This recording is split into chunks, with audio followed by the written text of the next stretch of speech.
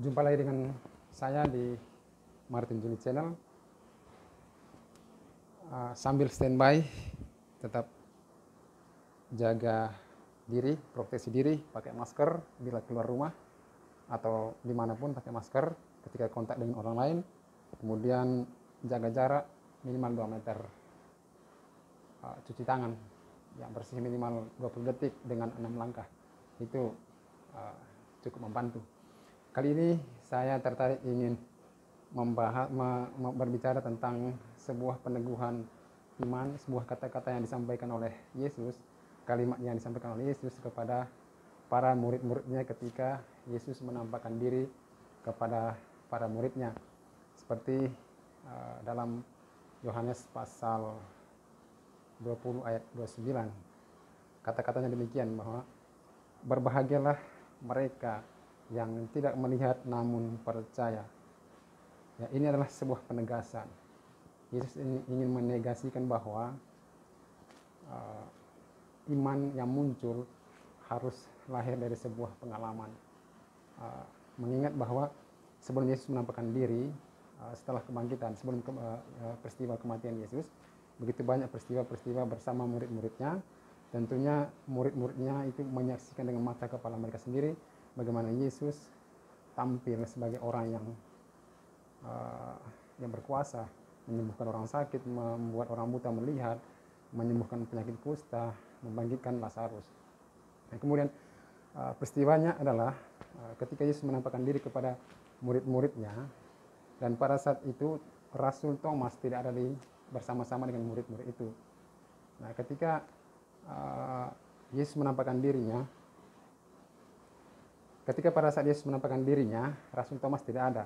Nah, kemudian setelah Rasul Thomas kembali berkumpul dengan murid-muridnya, para murid itu berkata kepada Thomas, "Kami sudah melihat Tuhan."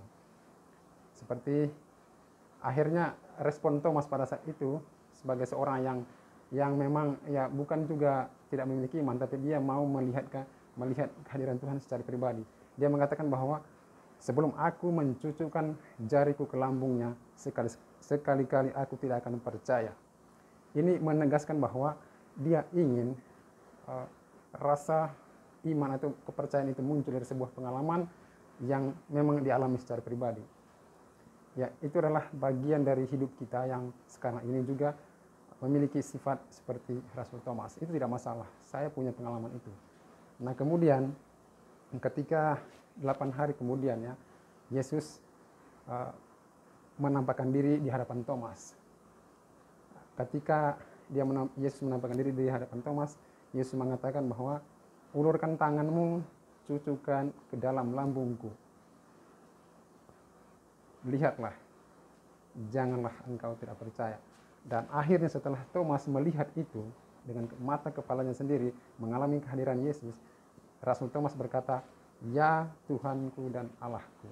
Akhirnya Thomas mengakui bahwa Yesus bangkit dan hadir di hadapannya saat itu. Itulah perubahan iman yang diakui oleh Thomas ketika dia mengalami kehadiran Tuhan secara pribadi. Rasa percaya itu muncul sebagai sebuah pengalaman yang luar biasa. Namun pertanyaannya adalah, apakah peristiwa yang dialami Thomas akan bisa kita alami saat ini? Ya, tentunya secara fisik tidak. Ada memang orang-orang tertentu yang bisa melihat Yesus, mereka punya keistimewaan. Ada ya, satu di antara kita yang mungkin punya keistimewaan bisa melihat Yesus secara langsung. Tapi bagi kita, kita percaya bahwa tanpa kita melihat, tapi kita merasakan kehadiran Tuhan, itu sudah cukup. Yesus ingin menegaskan bahwa tanpa kamu melihat saya, tanpa kita melihat Yesus, kita sedang berhadapan dengan Yesus setiap saat, setiap hari. Dengan sebuah iman itu akan membawa kita kepada Yesus yang selalu tampil di hadapan kita, selalu menampakkan diri di hadapan kita. Kemudian saya sedikit punya pengalaman menarik dalam hidup, bagaimana kehadiran Yesus dalam hidup saya, sehingga pengalaman yang saya alami itu membuat rasa percaya saya semakin kuat bahwa Yesus selalu mendengarkan kita. Yesus selalu mendengarkan saya. Yesus selalu hadir dan tampil dimanapun kita berada dengan masalah-masalah yang kita hadapi. Dan bagi Anda Ketika Anda masih bimbang, masih bingung dengan persoalan hidup, begitu banyak persoalan hidup yang tidak bisa dipecahkan, panggillah Yesus. Yesus ada di hadapanmu saat ini. Dia mendengarkanmu, dia hanya ingin kamu memanggilnya dengan hati yang lapang dada, dengan sebuah iman yang percaya bahwa dia akan mendengarkan kita. Tuhan memberkati.